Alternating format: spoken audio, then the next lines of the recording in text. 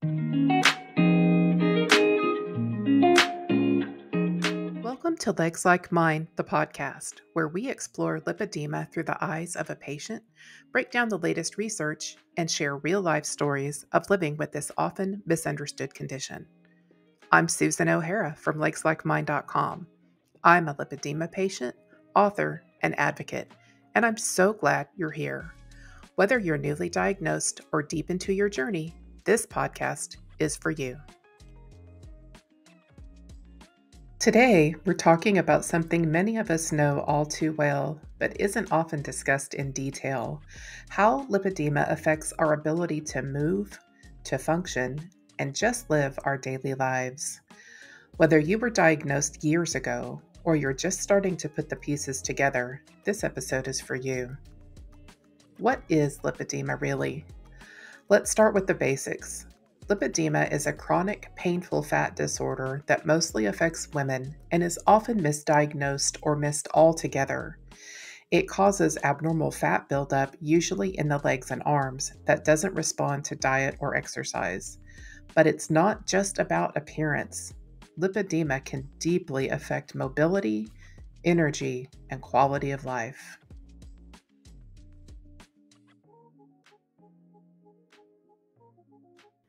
People often think that mobility means whether or not you can walk, but when you have lipedema, it's so much more than that. It can mean not being able to stand for long periods without pain, needing to rest halfway through the grocery shopping, struggling to get upstairs, in and out of cars or off the couch, feeling like your legs are too heavy to lift or tight to lift. This isn't just about getting around. It's about whether you can work, care for your kids, or even cook a meal without needing to lie down afterwards. And yet, people around us, even doctors, might not see it. Many of us with lipedema experience deep fatigue, not just tired.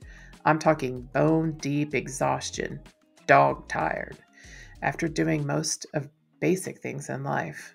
This is often linked to inflammation, poor lymphatic flow, and the sheer physical effort it takes to move through the day in a body that hurts.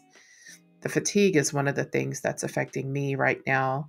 Almost on a daily basis, I have to take a nap. And it's not like, oh, I think I'm feeling a little tired, I'll take a nap. It's like, boom, girl, you're going to sleep right now. No choice. Let's talk about the daily hurdles no one sees. Clothing, stairs, chairs, and shame. Things like chairs with arms that don't fit your thighs, compression garments that are necessary but are hard to get on, and they're hot and they're irritating, and all the things that compression is. Pants that fit at the legs but not at the waist. The fear of falling because your balance is off and wondering if you'll be able to get back up. And then there's the shame, not being able to keep up, always needing to sit down, or being mistaken for being lazy, which is a pet peeve of mine because I absolutely am not lazy. Losing independence, not being able to walk with friends, or feeling isolated because it's too painful to leave the house, that takes a toll on mental health. Depression, anxiety, and grief over what we used to be able to do and who we used to be are real. And no one tells you that's part of the diagnosis. So here are some coping strategies that will help. What do? Use rolling carts and reach tools to save energy at home. Use elevated footrests and mobility stools in the kitchen. Definitely get supportive shoes, even custom if you need them. You know I'm passionate about that. Schedule rest breaks and allow yourself time to rest. Give yourself permission to pause.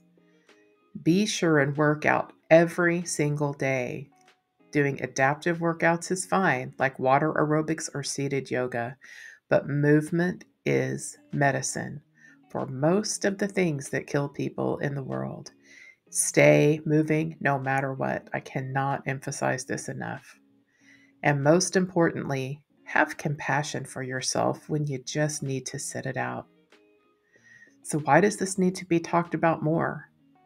Mobility loss is not about age or fitness, it's lipedema, and it's part of the disease process.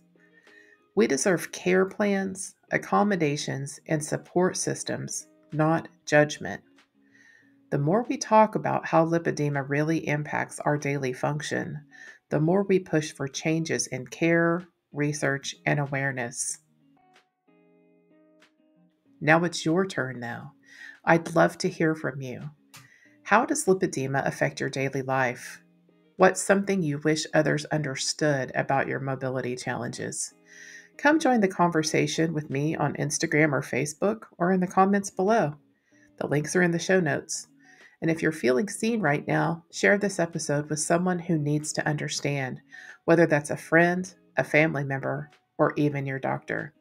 I'm Susan O'Hara. Together, we're raising our voices, one story at a time. Until next time, take care of your legs and yourself. If this episode spoke to you, or if you've ever felt unheard on your lipedema journey, please know this: you are not alone. We're in this together, and we're not stopping here. Drop a comment below. I'd love to hear your thoughts. And don't forget to like and subscribe so you never miss an episode. Thanks for listening. I'm Susan O'Hara from LegsLikeMine.com. Be kind to yourself and keep going.